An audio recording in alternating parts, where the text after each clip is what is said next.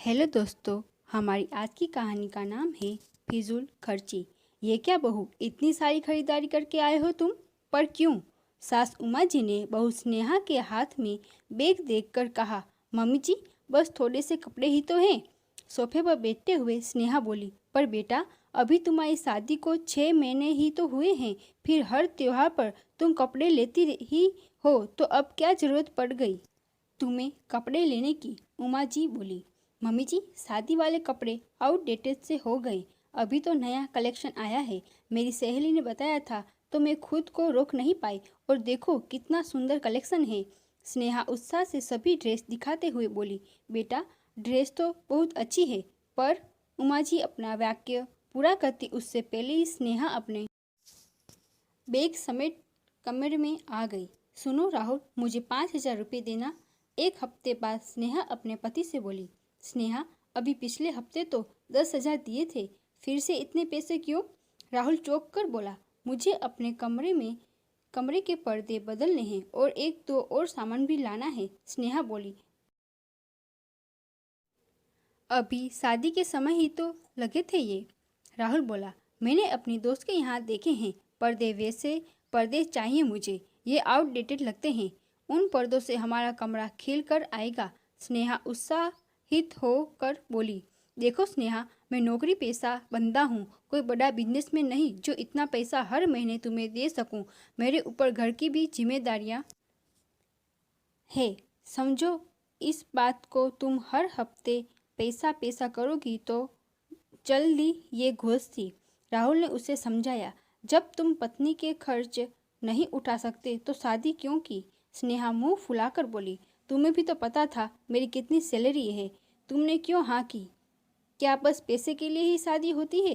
पत्नी हो तुम मेरी, तुम नहीं समझोगी तो कौन समझेगा? राहुल बोला, पर स्नेहा मुंह फेर कर सो गई। राहुल को गुस्सा भी आया, पर उसने चुप रहना ही ठीक समझा। क्या बात है बेटा, सब ठीक तो है? अगले दिन राहुल और स्नेहा के उकड़े मूड को देख उमा जी बेटे से बोली। राहुल ने रात का किस्सा बता दिया। उमा जी सोचने लगी, अभी तो शादी को महज 6 महीने हुए हैं, ऐसे मनमुटाव रहेगा तो कैसे?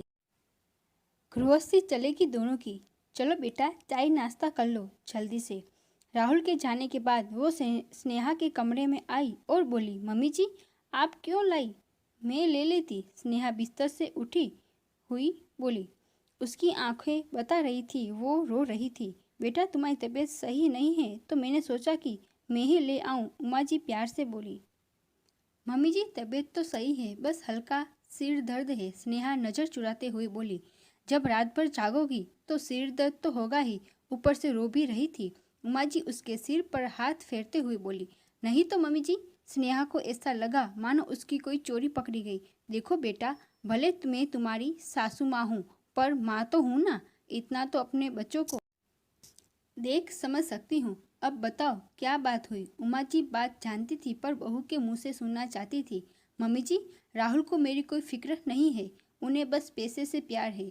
ये बोल स्नेहा ने सारी बात बता दी। बेटा, तुम राहुल की जीवन संगिनी हो, उसके सुख दुख की साथी। तुम उसे नहीं समझोगी तो कौन समझेगा उसे? मानती हूँ तुम्हारे अपने ख्वाब है, पर क्या बेवजह फिजूल खर्ची सही है? क्या वो तुम्हें पैसे दे देता तब भी वो अच्छा पति होता?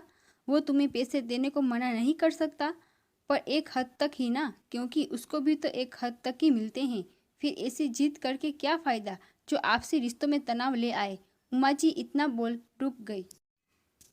पर मम्मी जी, मैंने तो ज़रूरत के लिए पैसे मांगे थे। स्नेहा सिर झुकाकर बोली। स्नेहा बेटा, सबसे पहले तो ज़रूरत और शौक में अंतर करना सीखो, क्योंकि शौक इंसान को फिजूल खर्च बना देता है और ये आदत ना केवल खुद का मानसिक तनाव छीन लेती है, बल्कि परिवार में भी कलेश के बीज बोती है।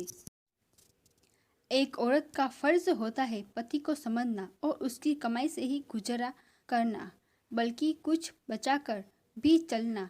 तभी वो सही मायने में अर्धांगिनी कहलाती है। देखो, सास हूँ तुम्हारी, तुम्हें मेरी बात बुरी भी लग सकती है, पर स्नेहा बहुत देर तक उमा जी की बात सोचती रही। एक बार तो उसके दिमाग में आई, मम्मी जी तो अपने बेटे के ही साइड लेगी ना। फिर उसने ठंडे दिमाग से सोचा तो उसे लगा पर्दे बदलना इतना भी जरूरी तो नहीं जिसके लिए घर में कलेश किया जाए।